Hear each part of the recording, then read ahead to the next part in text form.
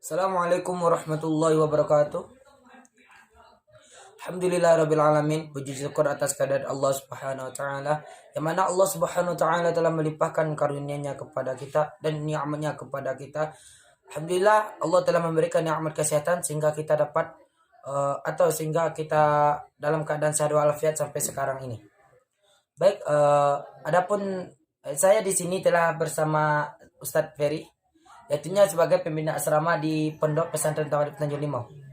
Adapun tujuan saya datang kemari yaitunya untuk menanyakan bagaimana perkembangan dan proses yang ada di Pondok Pesantren atau asrama Tawalib Tanjung Limau ini.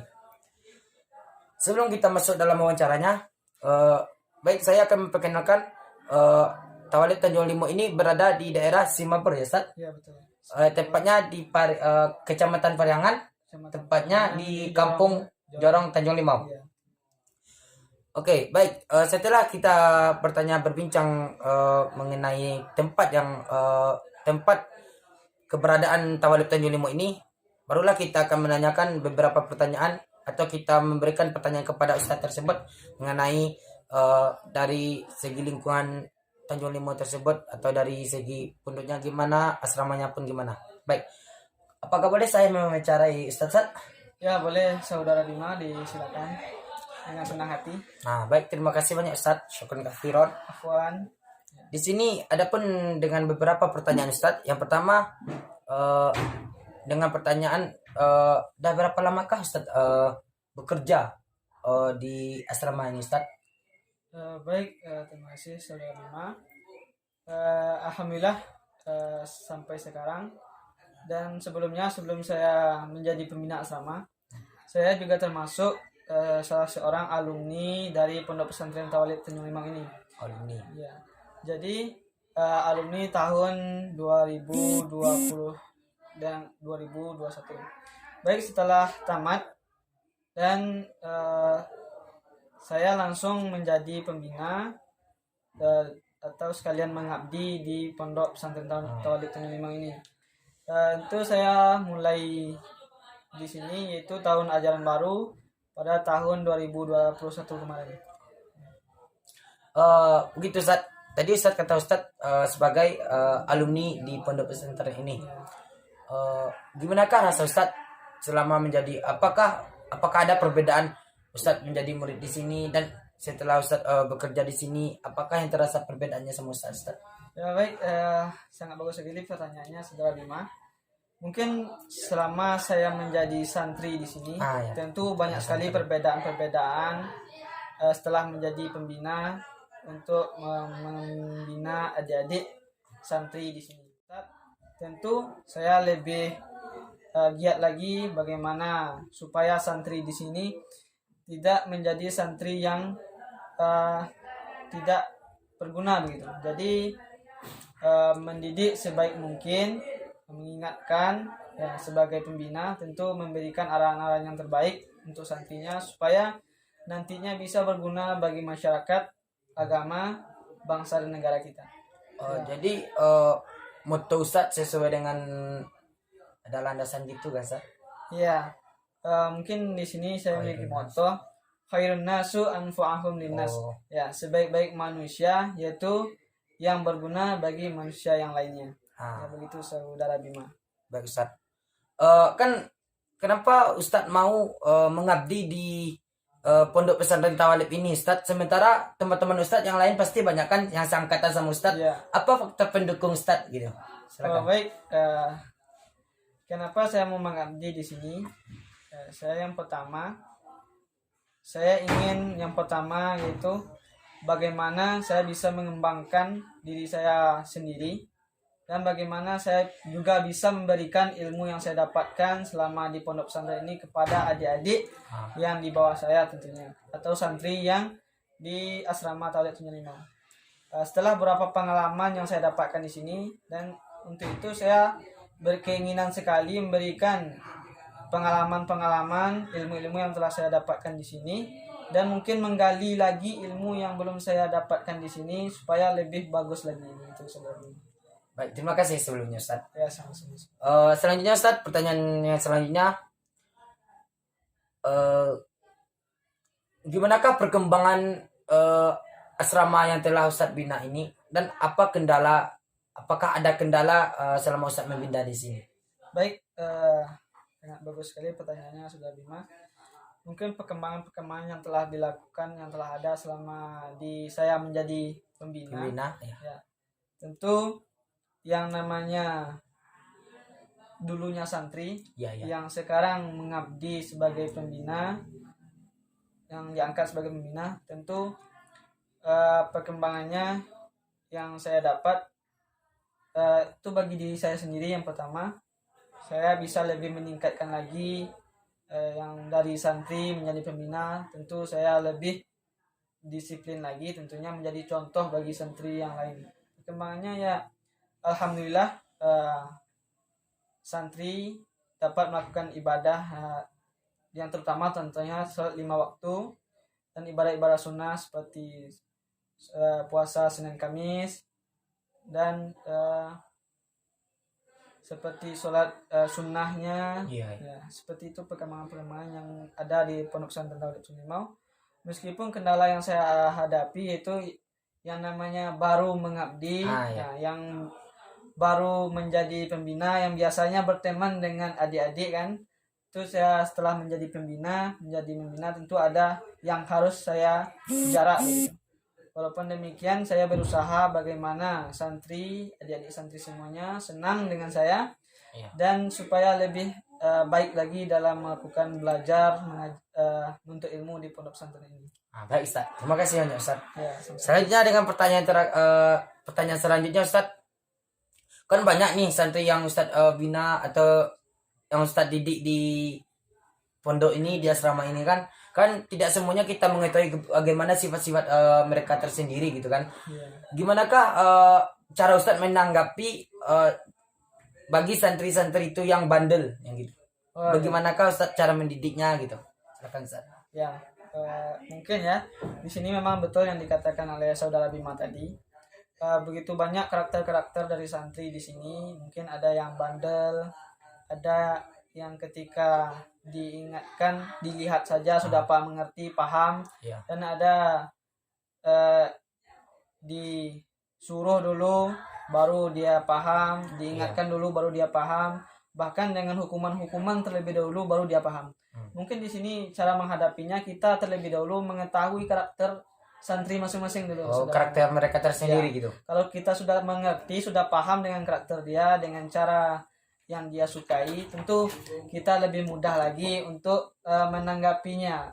Kita tahu bagaimana cara dia supaya bisa dengan baiknya. Kadang kita sepertinya kan kalau santri ini bisa dilihat saja kan dia sudah mengerti, ya, itu kita mengingatkan dengan baik lagi. Dan ada juga kan seperti tadi kan mungkin dikasih hukuman dulu baru mengerti. Ya, intinya kembali kepada kita memahami dengan karakter santri masing-masing.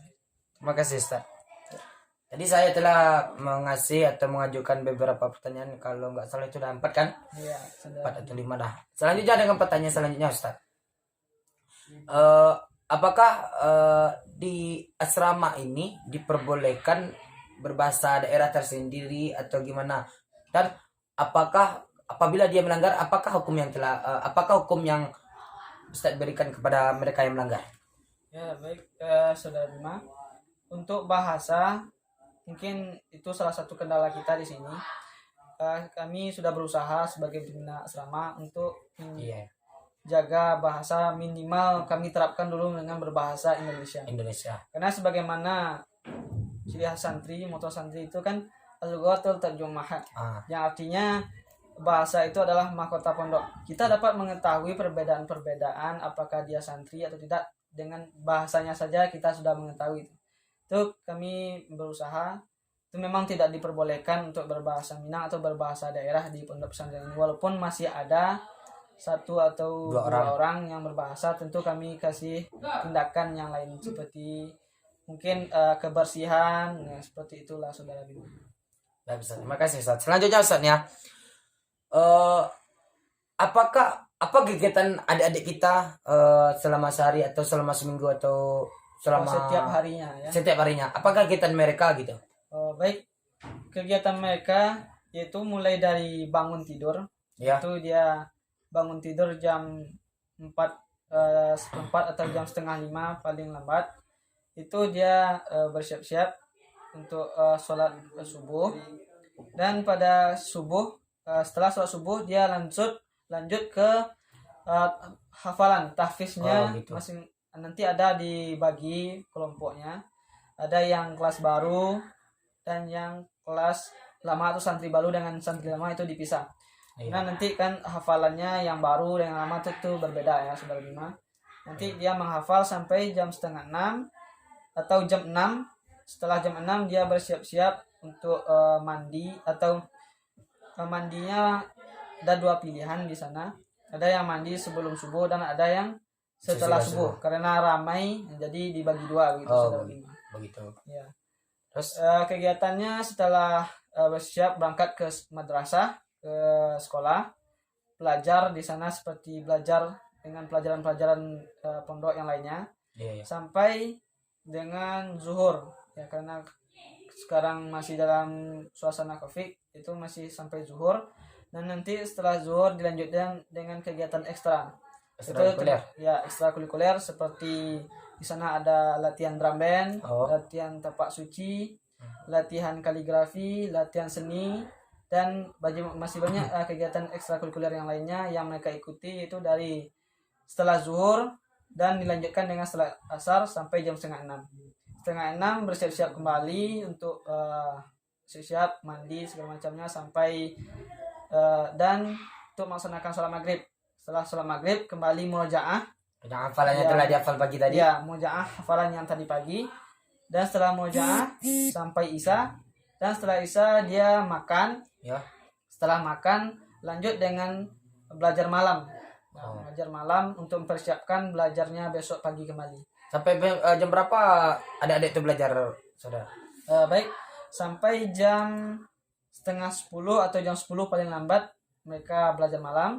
Dan nanti belajar malam itu juga ada masuk dengan belajar pondoknya, seperti nanti di sana ada muhadharah dan ada tahfiz tambahannya lagi di malam itu, dan nanti dibagi juga kelompoknya pada malam itu ya saudara.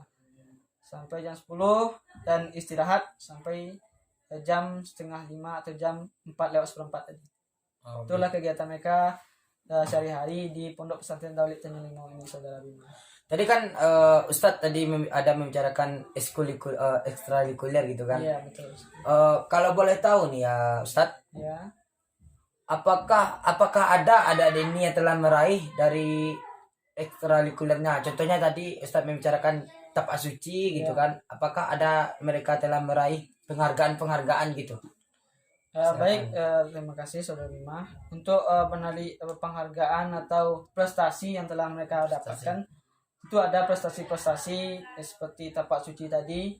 Alhamdulillah kemarin ada kenaikan tingkat. Itu banyak juga yang dari santri yang di asrama itu mengikuti kegiatan tersebut, yaitu kenaikan tingkat. Dan ada lomba-lomba. Mungkin dalam zona Covid ini masih sedikit atau masih belum terbuka untuk lomba-lomba tersebut saudara Bima. Karena baru, jadi belum banyak melihat prestasi-prestasi yang telah diraih pada 6 bulan kebelakang ini, karena saya masih kurang lebih 6 bulan masih di sini ya saudara. Baik, terima kasih. Alhamdulillahirabbil alamin, kita telah mendengar penjelasan dari Ustadz Ferry Setiawan. Kalau boleh tahu Ustadz tinggal di mana Ustadz? Baik, cobalah sampaikan sedikit, memperkenalkan diri kepada media. Baik, untuk sekarang karena sebagai pembina di Pondok Pesantren Daulid Tanjung Limau, saya tentu bergabung di Surau Gadang, yaitu Asrama Putra Daulid Tanjung Limau. Untuk kampung asal itu di Atar, terletak 12 Atar, Kecamatan Paranganting, Kabupaten Tanah Datar. Ya, masih daerah Tanah Datar saudara. Masih daerah Tanah Datar. Ya. Mungkin itu perkenalan singkat dari saya saudara. Baik, terima kasih sebelumnya Ustadz Ferry. Ya. Itulah penjelasan dari Ustadz Ferry mengenai dari sejarah atau perkembangan asrama yang telah ia bina selama 6 bulan ini. Itulah perkembangan dan sejarah dari pendirian Tawalib Tanjung Limau ini. Baik, mungkin bagi yang kalau ada adik-adik atau teman-teman yang ingin mendaftarkan dirinya ke Pondok Tawalib Tanjung Limau ini, bisa nanti menghubungi WA saya ataupun nanti saya akan memberikan WA Ustadz Ferry. Kalau boleh tahu nih ya Ustadz, apa akreditasi dari Tawalib Tanjung Limau ini Ustadz? Baik, untuk akreditasi untuk MTS terakhir itu masih B. Dan Kalau yang MA-nya Ustadz? MA juga masih B. Alhamdulillah. Alhamdulillah. Bagus, Tawalib Tanjung Limau ini memang bagus. Ya. Mungkin itu saja wawancara dari saya mengenai Ustadz Ferry. Saya Bima Restu selaku mahasiswa di Institut Agama Islam Negeri IAIN Batu Sangkar mengucapkan terima kasih banyak. Assalamualaikum warahmatullahi wabarakatuh.